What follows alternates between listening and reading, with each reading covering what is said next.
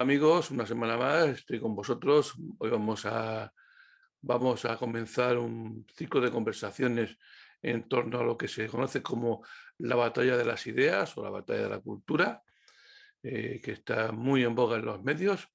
Habrá quien ya conozca lo que es esto y qué significa. Otras personas, pues poco mejor le suena un poco a chino. Bueno, vamos a intentar que, como en todo lo que hacemos en Bitácora, pues al final de esta entrevista pues tengáis una idea de lo que tenéis delante y bueno, sigáis investigando, sigáis buscando o os quedéis ahí, ¿no? Hoy vamos a tener con nosotros como invitado a Miguel Ángel Quintana Paz y vamos a intentar con él pues desglosar un poco. Ya os digo que va a ser punto de partida.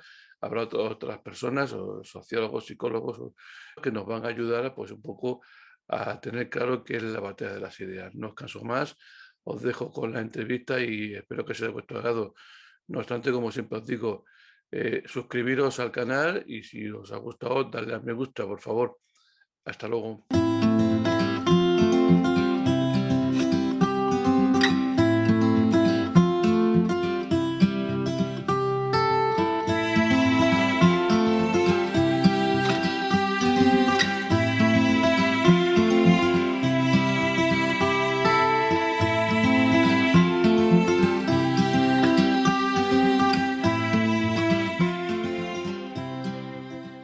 Bien, amigos, como veis aquí tenemos a Miguel Ángel Quintana Paz. Miguel Ángel, muchas gracias por estar con nosotros y estar aquí de nuevo. No, no, gracias. El agradecimiento es mío a vosotros por contar conmigo.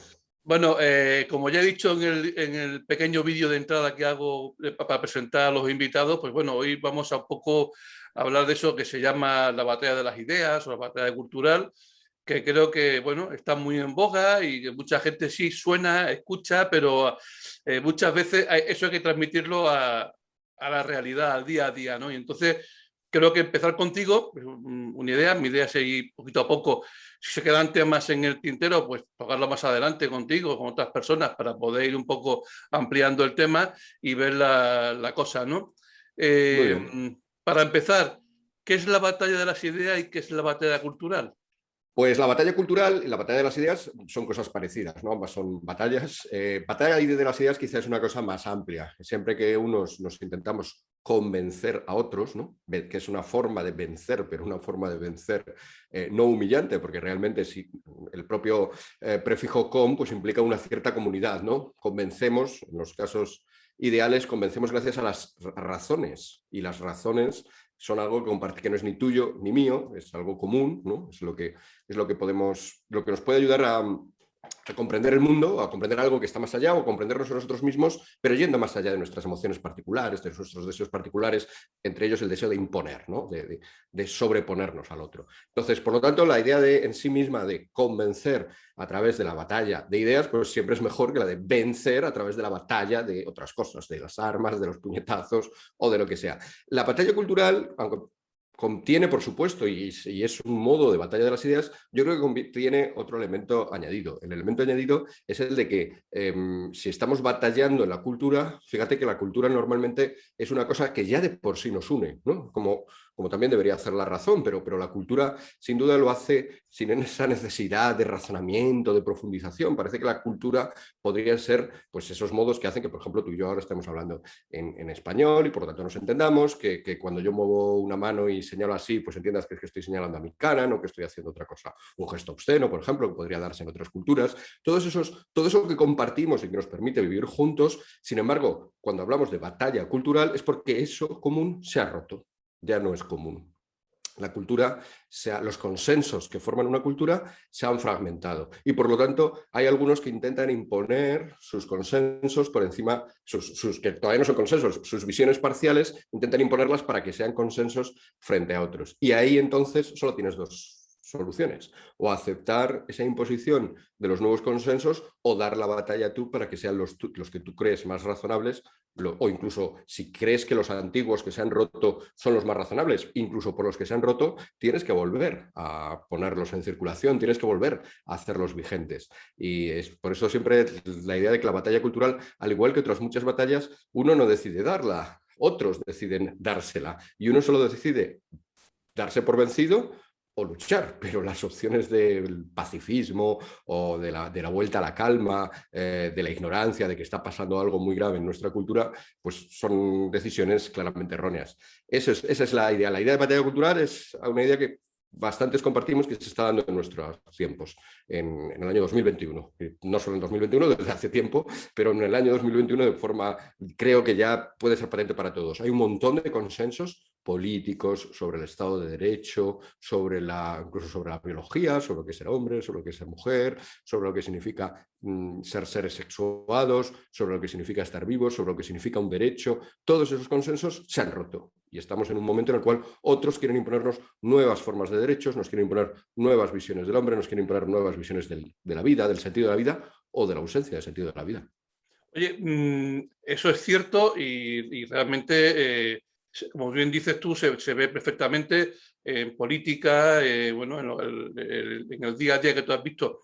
Pero eso para quien no esté muy ducho en temas de este tipo y le suene, pero no lo vea, ¿lo podemos transportar? O hay personas que para explicar esto lo llevan a lo que le llaman la plaza pública, o lo que los griegos conocían por el ágora. Uh-huh. ¿Se puede llevar esto para explicarlo a la gente como que esa plaza pública se ha roto, digamos, la tranquilidad, ese sosiego, donde cada uno podía decir las cosas de una manera con respeto al otro? Eso ya se ha roto, eso ya ni existe, ¿para qué? ¿Lo vemos así? ¿Lo Sí, puede? tampoco debemos idealizar, ¿no? Nunca, siempre el ágora, en la plaza pública, el espacio de lo común ha sido siempre un espacio agitado, pero un espacio agitado, por ir a lo concreto, y por como bien dices, para que nos entienda cualquiera. Si nos vamos atrás, hace 40 años, 50 años, por supuesto que había discrepancias. Pongámonos, restringamos incluso más el foco. En Europa, por supuesto que había discrepancias en la plaza pública en Europa. Había partidos o ideologías pues, más conservadoras, más democristianas, más socialdemócratas, pero todas ellas, en el fondo, compartían una serie de valores, un consenso de fondo en España, paradigmáticamente el consenso de 1978, ¿no? el de la Constitución.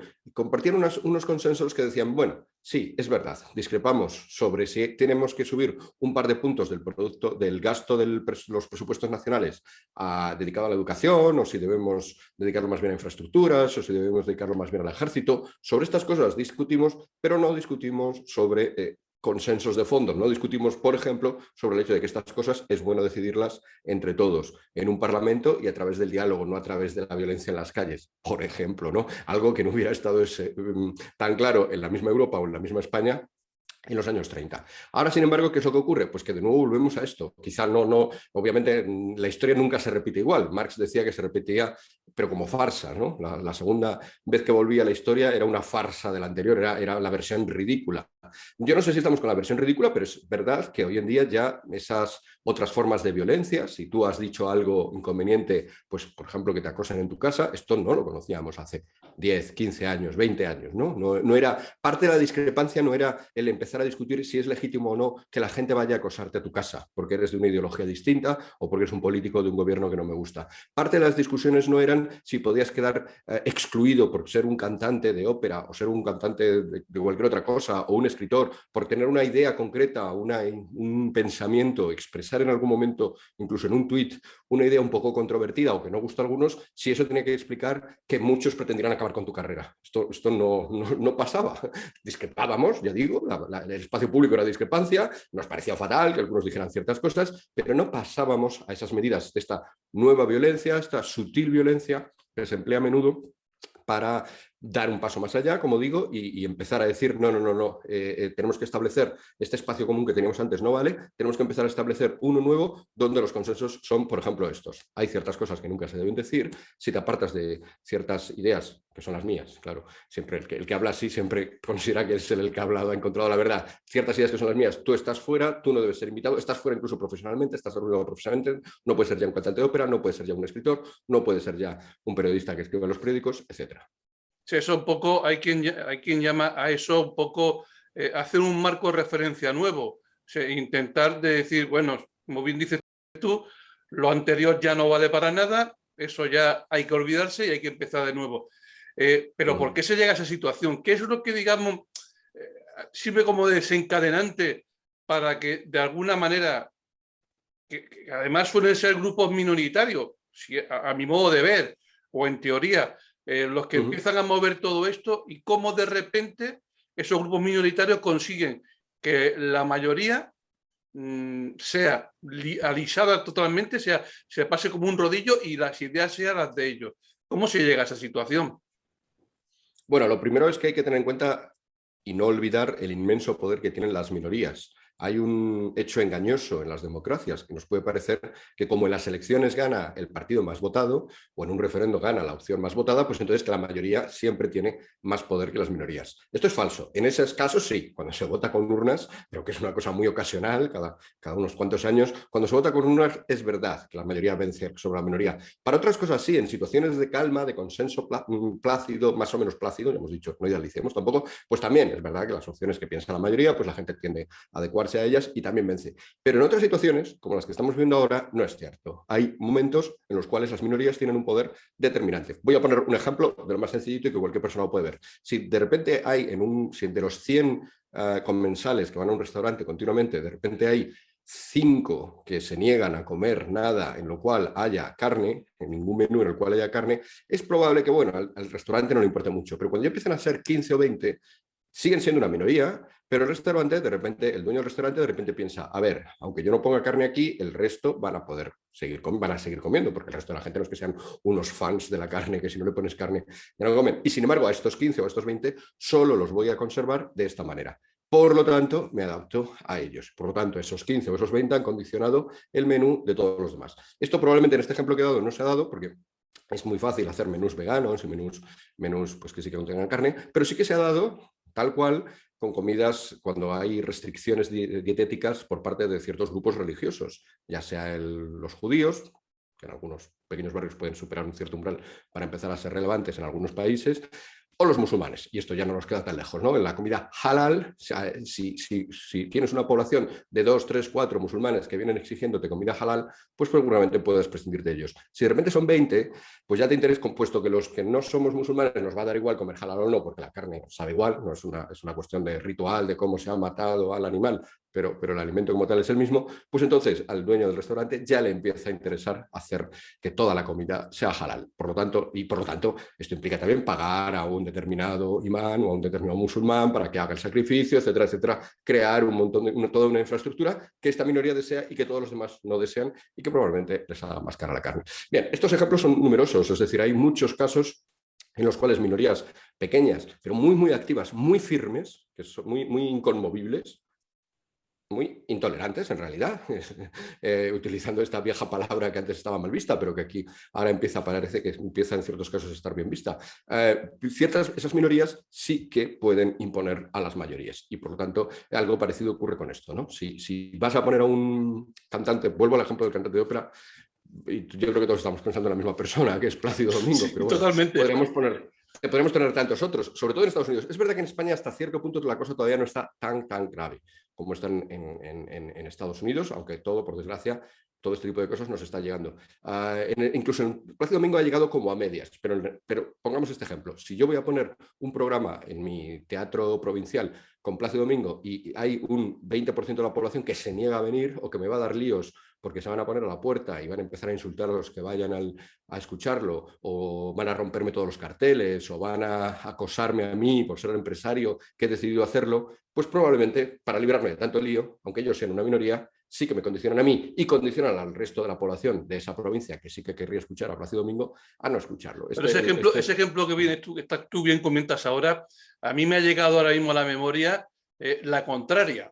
No sé si eres consciente, o sea, pero supongo que sí, de la noticia de que el gobierno está intentando de que los grupos pro vida no se presenten las puertas de los abortorios para recuperar personas que, bueno, o intentar de alguna manera que esas mujeres, pues por motivos X, no vamos a entrar aquí ahora a debatir el si va o no va o deja de entrar, no aborten, ¿no? Pero claro, bien aplicamos la inversa a lo que tú estás diciendo. O sea, si el señor va a la puerta, aunque no haga nada, pero por el simple hecho de estar en la puerta, ya es delito, con lo cual te meto en prisión. ¿Por qué se cambian esas visiones tan radicales, los scratches? Los scratchers, creo recordar, que cuando Podemos entró en política, veía muy normal que se hicieran scratches a los otros políticos que no fueran su partido. Pero cuando han empezado a sufrirlo ellos en su partido, se han rajado las vestiduras. ¿Por qué esa hipocresía por ese grupo de personas o ese grupo, ya sea minoritario o de personas influyentes, a la hora de manipular los conceptos? Claro, aquí estamos utilizando todavía categorías típicas del viejo mundo, del mundo que hemos dejado atrás. Por ejemplo, la noción de hipocresía, ¿no? ¿Por qué? Porque pensamos que una persona, cuando establece una norma, por ejemplo, pues puedes ir a escrachar a una persona con la que no coincidas, ¿vale? Si él aplica esa norma, los demás podemos estar de acuerdo, pero al menos él, si aplica esa norma, entenderá también que esa norma se aplique hacia todos los demás casos, incluido el mismo. Esto es parte del viejo consenso, la idea de que las normas son válidas para todos, la idea de que si estableces una norma es válida para ti y los demás, y cuando te intentas escabullir de eso, que todos nos intentamos escabullir de las normas cuando no nos gustan, a menudo, pues entonces le podemos acusar de hipócrita y el otro se va a sentir avergonzado. Todo este esquema responde al viejo mundo. En el nuevo mundo esto ya no es así, porque parte del nuevo consenso que se intenta imponer es que hay algunos que sí que pueden escrachar, sí que pueden acosar, sí que pueden, y otros no, como bien has dicho, y en el ejemplo que tú has traído un ejemplo magnífico, ¿no? En el ejemplo que yo había puesto, a Plácido Domingo sí que se le puede acosar, sí que se le puede gritar, o a los que van a ver a Plácido Domingo, o a los que van a ver una corrida de toros, o a los que van a ver tantas y tantas cosas que se consideran políticamente correctas o simplemente incorrectas, pues a esos casos sí. Sin embargo, algo tan sencillo como ir a la puerta, no acosar, porque las personas que van a las puertas de los abortorios estos, de las clínicas abortivas, no van a acosar ni a insultar, sino que simplemente van a ofrecer una salida distinta a las mujeres que van a estas clínicas, una salida distinta que el aborto. Pues esto que no tiene nada que ver, sin embargo, esto ya sí que está considerado negativo. Y aunque se va, y de nuevo aquí podríamos acusar de hipocresía, está yendo en contra de la libertad de expresión de estas personas. Cualquiera de nosotros tiene libertad de expresarse y de comentarle a otro, oye, yo creo que el aborto está mal. Podemos comentártelo, yo te lo puedo comentar aquí y por supuesto se lo puedo comentar a alguien por la calle y se lo puedo comentar también a alguien en las inmediaciones de una clínica. No, esta vieja idea de que la libertad de expresión es buena per se o es válida per se olvida y ahora ya solamente es válida en ciertos contextos. Entre tú y yo sí, porque bueno, pues aquí entre nosotros a lo mejor pues no hay mucho que convencernos sobre este caso, pero en las situaciones graves, en las situaciones verdaderamente difíciles, en las situaciones para las cuales se inventó la libertad de expresión, que son para las situaciones en las cuales la palabra tiene un poder fuerte, cuando ese poder va en una dirección que a mí no me gusta, como pudiera ser el de que haya menos abortos en España, pues entonces se prohíbe y sin ninguna necesidad de coherencia, porque la coherencia es parte del viejo mundo. En el nuevo mundo eso es malo, ir a las clínicas es malo, ir a las puertas de las corridas de toro es bueno. Y ya está, nuevo consenso que a muchos consideramos absurdo y por eso nos oponemos a él, pero claro, lo consideramos absurdo desde una idea de razón y este nuevo consenso lo que pretende también es olvidar la idea de razón, es fuertemente irracionalista, es muy puntual, ¿no? Esto sí, esto está mal, son listas de mandamientos que dependen mucho de las decisiones de ciertas élites, pero que no responden a una noción de razón que cualquiera de nosotros pudiera por sí mismo deducir. Y a mí me surgen varias cosas, bueno, me surgen dos preguntas muy importantes, lo que pasa es que tienen dos desarrollos muy determinados. Por un lado me surge, ¿por qué surge esto? Yo tengo la sensación de que en algún momento alguien quiere reescribir la historia y a partir de ahí imponer su criterio y sus ideas. Y por otro lado, ¿cómo puede enfrentarse uno a estas ideologías o a estos planteamientos? Porque evidentemente de partida, como escuché bien a alguna otra persona por ahí, cuando sales corriendo antes de tiempo, con lo cual con los que están contigo en la carrera ya van un par de metros por detrás tuya y tienen que hacer un esfuerzo para igualarte y adelantarte. Entonces, por un lado, ¿cómo llegamos hasta aquí y por qué? Ese revisionismo que tenemos revisando todo, revisionamos la historia, reescribimos los conceptos, el lenguaje. Hemos hablado del todos, todas y todes, de ese lenguaje inclusivo, pero claro, eso por un lado. Y después por otro, ¿cómo enfrentarnos a ello sin sufrir un desgaste y en cierto modo tener el miedo de que como te pases un milímetro de la línea roja, vas al trullo? Sí, bueno, respondiendo a lo primero, ¿no? ¿Cómo hemos llegado a esto?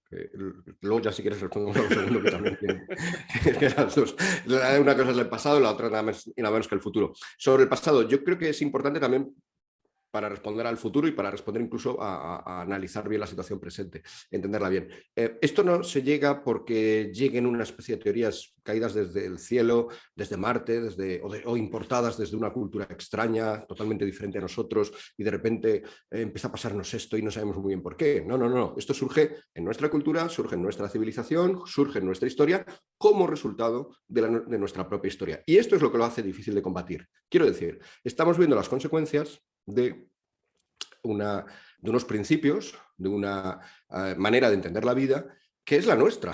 O sea, no es, ya digo, no es marciana, ni procede de islas lejanas. Nuestra propia visión del mundo, nuestra visión del mundo judeocristiana, nuestra visión del mundo basada en Grecia, en Roma, judeocristiana grecorromana, pues incluye nociones como estas. Incluye las nociones, por ejemplo, de que la víctima es alguien al cual tenemos que atender. La víctima no es alguien que por ser víctima sea por definición culpable. La víctima no es alguien que, como es molesta, haya que apartar de nuestra vista.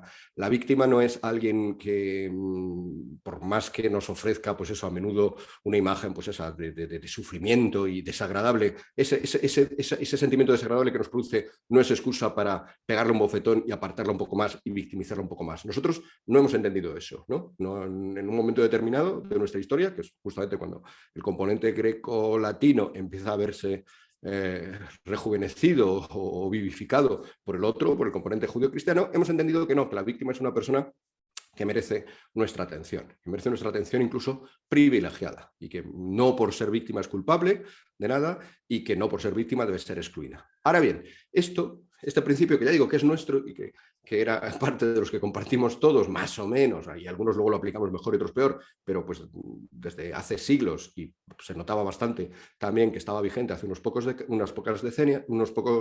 décadas, este principio, sin embargo, tiene un desarrollo que empieza a ser, es un poco como una enfermedad autoinmune, ¿no? O sea, los propios elementos de nuestro propio cuerpo cultural, de nuestro propio cuerpo civilizacional, empiezan a combatir el propio cuerpo al cual pertenecemos. Y ese elemento de aprecio a la víctima empieza a ser una especie de resentimiento de la víctima frente a los demás y una especie de venganza de todos los que no son víctima por parte, se le da carta de naturaleza a que no tanto la víctima, que a menudo pasa de estas cosas, sino los presuntos abogados de la víctima, los presuntos abogados de las mujeres a las cuales Plácido Domingo haya hecho esto o lo otro, los presuntos abogados de esta minoría, los presuntos abogados de esta etnia.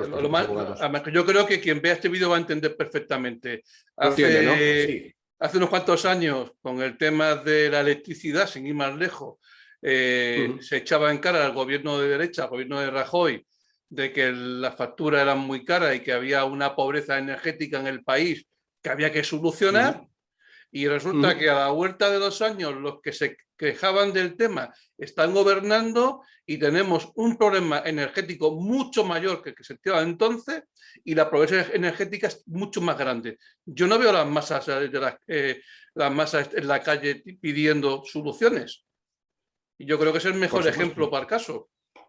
Claro, por supuesto, porque efectivamente el problema no son las víctimas, ¿no? Víctimas, como bien dices ahora, víctimas de la pobreza energética, seguramente hay muchas y personas que están padeciendo la subida de los precios son muchísimas, pero el problema no son, o sea, los que capitanean este movimiento no son nunca las víctimas, sino sus abogados. Si en este caso sus abogados han decidido que el caso no es importante porque les gusta quien está en el gobierno, pues entonces evidentemente el caso no es importante o deja de ser importante. Pero efectivamente, estos abogados, cogiendo este antiguo principio de atención a las víctimas, empiezan a utilizarlo, pues eso, para crear, mientras que la atención a las víctimas, fijémonos, era una manera de no dejar a nadie atrás, ¿no? De considerarnos a todos parte. Hay un título de un libro de Miquel Azurmendi, recientemente fallecido, por cierto, que me encanta.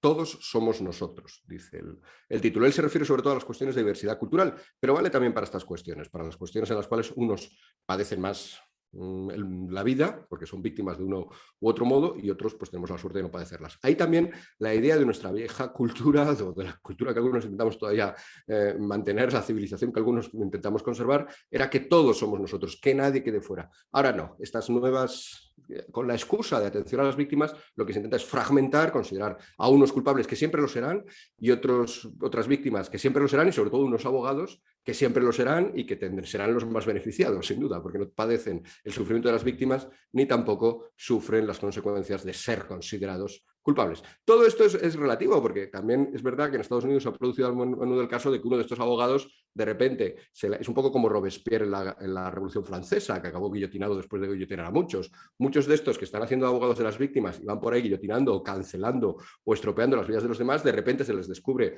alguna mancha, según la nueva ideología woke, progre, de nueva civilización de la que estamos hablando, y caen automáticamente, o sea que nadie estamos a salvo.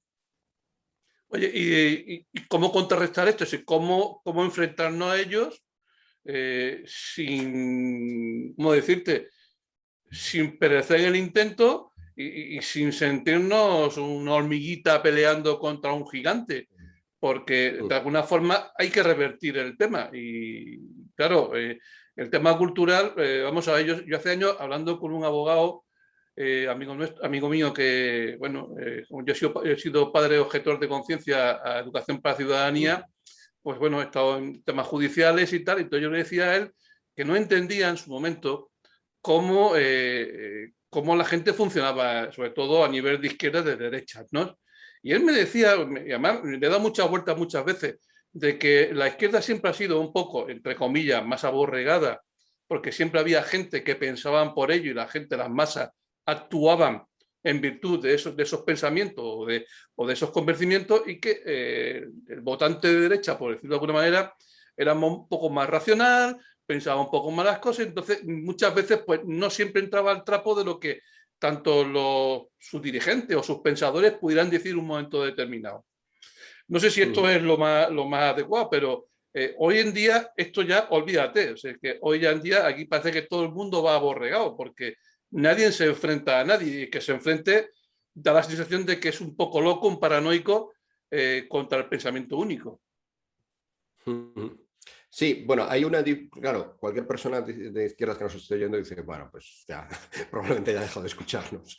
Porque, vale, nosotros no somos racionales, ellos sí. Intentando buscar dos modos de racionalidad distintas, sí que es verdad que la izquierda, al menos esta es la aportación de Lenin, ¿no? La idea de que es muy importante fortalecer, consolidar un proyecto político muy firme, que sería el del partido, y que por lo tanto solo si vamos juntos, o el del sindicato, o el de cualquier asociación, y solo si vamos juntos conseguiremos cosas. Esta mentalidad sí que está en la tradición de la izquierda. Mientras que es verdad que la tradición de la derecha, tanto de la derecha liberal como de la derecha conservadora, a menudo es una visión de que lo político no es una cosa tan importante. Se meten en política un poco para evitar que lo político se meta en sus vidas, pero en el momento en que tienen sus vidas más o menos protegidas de lo político, pues hay un meme en internet que expresa esto muy bien, ¿eh? La idea de que yo solamente quiero grillar, ¿no? Yo solamente quiero hacer grill con mis amigos, la barbacoa, quiero estar y no me preocupa la salvación del mundo, o me preocupa la salvación del mundo en otros términos, en términos religiosos, pero no en términos políticos, que de hecho esta es la idea muchas veces de la izquierda, secularizar la idea de salvación religiosa, pasarla a lo político, y de repente lo político se convierte en algo muy, muy, muy importante, porque es lo que nos va a dar la salvación. Y esto sí que está en la izquierda. Como consecuencia de esto, ya digo que iría en la propia ideología de unos y otros. La izquierda, al intentar ser pues eso, más colectivista, pues también se coordinaría mejor. La derecha, sobre todo los elementos, ya digo, liberales y también conservadores, que en el fondo quieren pues, buscar tu familia, tu vida, tus tradiciones, te desvinculas un poco de la gran sociedad, de los grandes cursos del Estado, y por lo tanto, pues entonces tendrías menos actividad, y ahí surgiría también nuestra falta de comprensión de unos para los otros. Y por eso se produciría lo que estás diciendo, ¿no? Por eso se produciría que cuando hay un gran aval, cuando desde el gobierno, pues ya no solo desde el gobierno, en el caso de España, o en el caso de Estados Unidos ahora, desde el gobierno, desde muchas empresas, grandes empresas, desde los medios de comunicación, los periodistas, desde el entretenimiento, Hollywood, las películas, las series de televisión, desde todos esos ámbitos tan poderosos, se está imponiendo una visión del mundo similar. Desde el otro lado estamos como un poco aturdidos, porque ¿qué hacemos? Nos montamos ahora un partido con una cosa de que la política importe mucho en nuestras vidas y lo combatamos. Pues hay muchísima gente a la cual esto no le resulta atractivo. De hecho, mucha gente que es reacia a la idea de batalla cultural. En parte por esto, porque piensa que es un poco esto. Batalla suena a guerra, guerra suena a alistarse, al ejército, y era encuadrado en una cosa que no va muy bien con su vida, y dice, si es que eso tampoco me va, no me va lo que están haciendo los gobiernos, las grandes empresas, el entretenimiento, lo que están haciendo Hollywood, lo que está haciendo Hollywood, pero tampoco me va esto otro. Yo creo que la idea, sin embargo, sería evitar esa...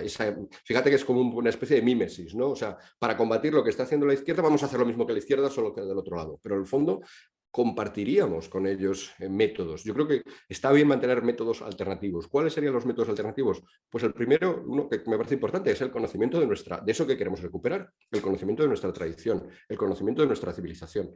Esto aunque parezca una tontería, no lo es. O sea, yo estoy realmente a menudo sorprendido de cómo hemos ignorado, también a lo mejor tiene que ver con esos periodos de un poco de calma, ignoramos un poco de dónde venimos, ignoramos las riquezas que tiene nuestra civilización. Y por lo tanto, ahora que nuestra civilización se ve atacada, no tenemos armas para combatir en pro de ella, cuando es esa misma civilización la que nos la daría. Por lo tanto, conocimiento de nuestra tradición, de nuestros grandes hombres del pasado, de nuestros grandes libros, de nuestra gran cultura. Eso en primer lugar. En segundo lugar, creo que también es muy importante perder la idea de que hay que hacer las cosas solo desde un punto de vista pragmático. Oye, dame un curso de acción para hacer yo ahora y garantízame que dentro de 4 años todo va a cambiar, o dentro de 1 año, o dentro de 10. Esto no existe en la historia. La historia ha dado tumbos radicales y cuando la gente estaba segura de que iba a pasar una cosa, de repente pasó la otra. Por lo tanto, más que pensar como si esto se tratara de, oye, dame unas instruccioncitas, igual que me las das para arreglar el lavavajillas, dámelas para arreglar la civilización. En vez de pensar en estos términos, pensemos más bien en ¿qué debo hacer yo? ¿Cuál es mi deber? ¿Cuál es mi vocación? ¿Cuál es mi lugar en el mundo? Sí, un poco eso podría ser... Pregunta. Eso podría hacer lo que tú dices, Miguel Ángel, y para ir acortando, porque también no quiero hacer muy largo el vídeo y si quedan temas, pues volveremos más adelante. Pero eso yo siempre lo he dicho, es actuar en mi círculo de influencias, en mi ambiente, en mi familia, en mis amigos, en mis compañeros de trabajo. Y en tu vida, en ti mismo. Y en ti mismo. O sea, hacerlo tuyo y luego compartirlo con los demás porque eso atrae.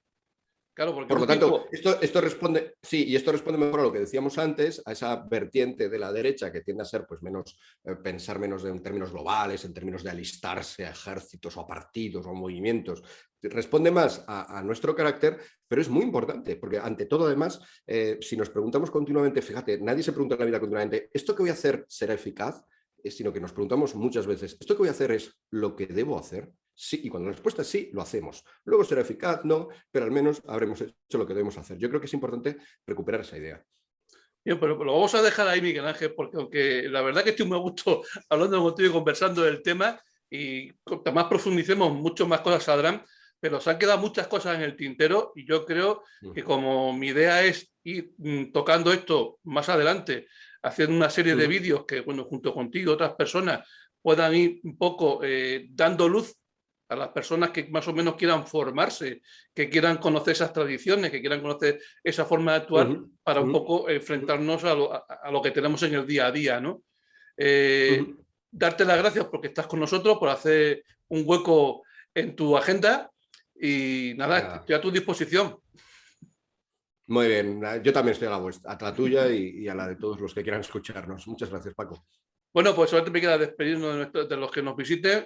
Ya les digo que esta entrevista no se queda aquí. Más adelante tendremos otra entrevista con Miguel Ángel. Además, también tendremos otras personas también que ya tengo más o menos contratadas para poder hablar desde otras perspectivas de este tema. Y que bueno, que como la idea de siempre ha sido pues que dar información, hacer llegar a las personas que una forma diferente de ver las cosas y que cada uno pues decida qué es lo mejor para su vida.